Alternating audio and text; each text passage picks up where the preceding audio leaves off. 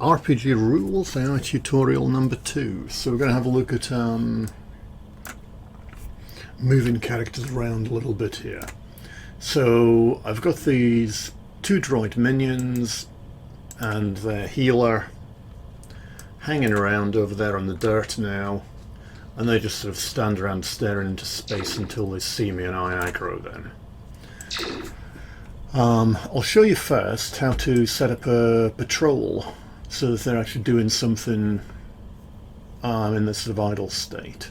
So we'll create an empty game object here, and I'll call this droid patrol. I've made a child of one of them just to get it in the right position, and we'll pop it there. I'll now give that 1, 2, 3, 4 empty children, and we'll stick a patrol points script on it. And just lock the inspector and drag all these children into there, into the points. So we now get all these points here which we can drag around. There's number 3, that's the parent one. Maybe we need to move these ones individually. 2 there, so I'll put 2 there, 3 there.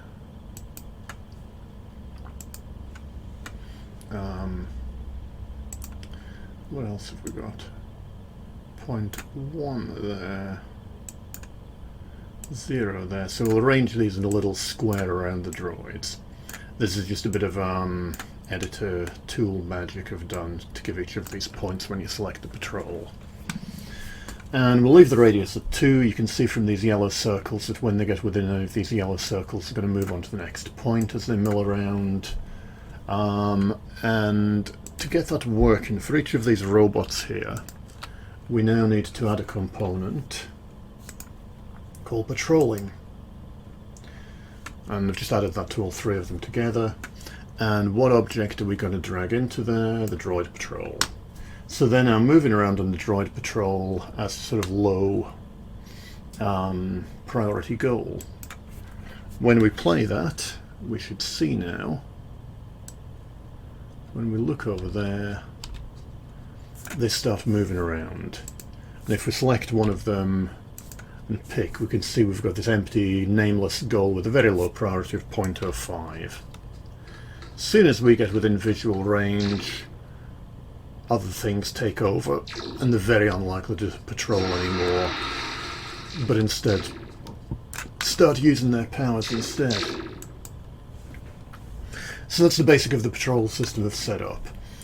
Typically I'll have these patrol points hooked up to things like an enemy spawner or a squad spawner or something, which hooks up the patrol components and puts them on for you. You don't need to do this manually, but I'll go into that in sort of gameplay tutorials later on with the toolbox I've created for putting missions together. Okay, what else can we do with this patrol point? We've got a reverse chance. We can say we can just run this actually and watch them, and we can see all this happen. So at the moment they all walk around the square, they all take a nearest point and then just walk around the square repeatedly. If we say there's a 50% chance of reversing with every point, every time they get to a node they've got a 50% chance of turning around, so they're now kind of milling around a bit more. We can change the patrol speed, and that should kick in. Maybe that gets set on startup, that one. And we also have these interruptions here. So these interruptions is actually an array of powers. And I'll just drop one in here. We've got one called QMAC Patrol 1, which basically is a power that does nothing but makes the character stop and type into a console with a little effect. And we could say there's a 5% chance of that happening every time they do this goal. And now we should see, yep, every now and then one of them stops and types into a little computer console.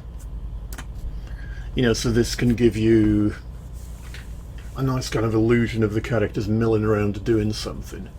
getting them to possibly stop, buff a nearby ally with some kind of non-existent thing, do a computer check or whatever, do a little dance emote if you want to.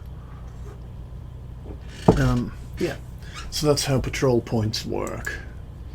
And you can see actually there's a set of patrol points set up around the training room. These ones here, which are used in the QMAC Gauntlet level in Universe Gun, that it spawns enemies and